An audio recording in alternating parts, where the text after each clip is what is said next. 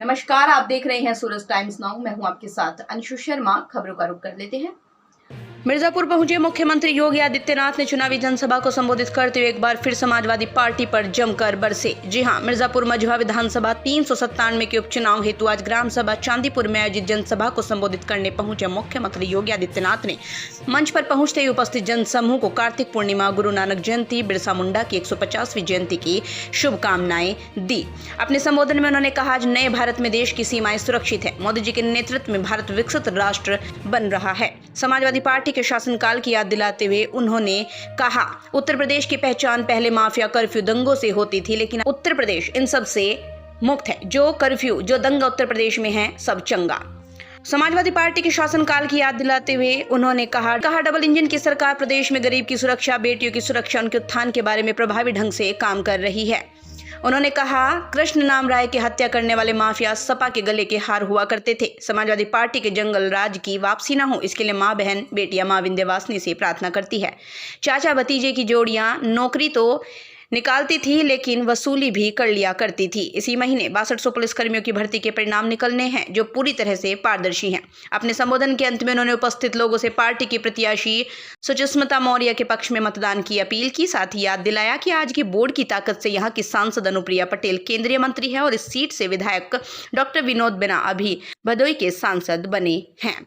महिला शक्ति का आह्वान भी किया। पार्टी भी आपके सामने आई होगी। 4 बार समाजवादी पार्टी को प्रदेश में शासन चलाने का अवसर प्राप्त हुआ था। क्यों नहीं इन्होंने मेडिकल कॉलेज बनाया? क्यों अपने इस कार्यकाल में इन्होंने हर घर नल की योजना लागू की? क्यों इन्होंने अपने समय में मिर्जापुर को विश्वविद्यालय नहीं दिया? और क्यों नहीं इन्होंने यहां पर मां विंध्यवासिनी कॉरिडोर के लिए कार्य ही आगे बढ़ाया? क्योंकि विकास उनके एजेंडे का हिस्सा नहीं था।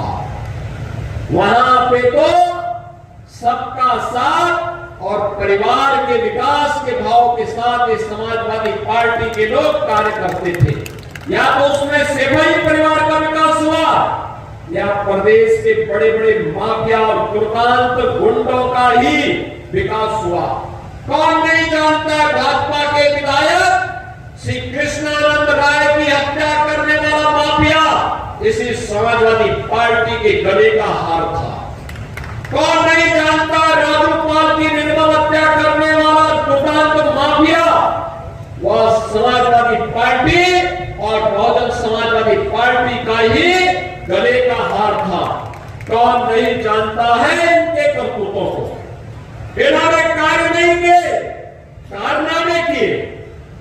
और यही कारण है कि उत्तर प्रदेश की जनता, उत्तर प्रदेश की बेटी और बहनें आज भी इस बात को कहती हैं कि समाजवादी पार्टी का जंगल राज की फिर कभी वापसी न हो।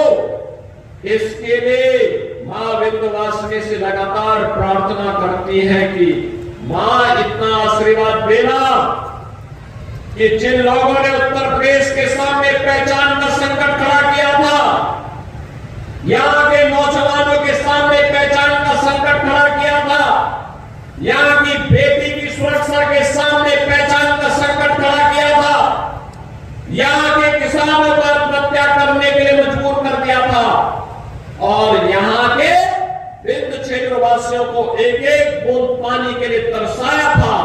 वह समाजवादी पार्टी दोबारा कभी भी सत्ता की डोर तक पहुंचने न पाए, इसके लिए यहां का एक एक माता और बहन लगातार मां विंध्यवासिनी से प्रार्थना करता है।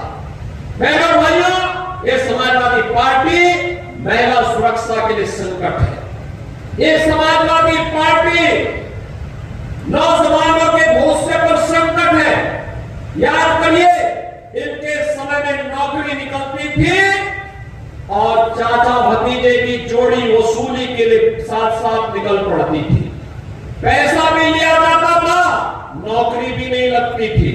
और अब तो इसी महीने के अंत में 60,200 पुलिस भर्ती के परिणाम निकलने वाले हैं। उत्तर प्रदेश के 60,200 नौजवान को एक साथ पुलिस भर्ती कि मैं पुलिस भर्ती के माध्यम से उत्तर प्रदेश पुलिस में कार्य करने का अवसर प्राप्त होगा। सीटें लाल रूप से कह दिया गया कि बेटियां उसमें भर्ती होंगी, जिससे चौराहे पर या कहीं गांव में या शहर में जहां कहीं सफाई गुंडा ने बेटी के ऊपर बेटी नजर डालने का दुस्साहस किया, तो वहां पर पुलिस में भर्ती हुए बेटियां इनके वहां पे डेंटिंग पेंटिंग का काम कायदे से कर सके, इसके लिए ये भर्ती की प्रक्रिया को हम लोगों ने तेजी के साथ आगे बढ़ाया।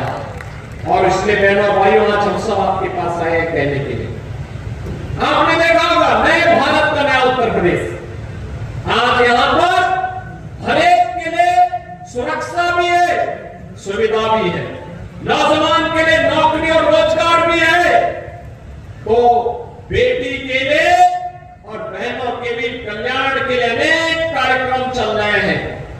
बेटी बचाओ बेटी पढ़ाओ से लेकर के मुख्यमंत्री कन्या सुमंगला योजना से लेकर के प्रदेश के अंदर अनेक ऐसे कार्यक्रम जिनके माध्यम से सामूहिक विवाह की योजना हो या फिर उनके स्वावलंबन से जुड़ी हुई तमाम योजनाएं ये तेजी के साथ आगे बढ़ रही हैं।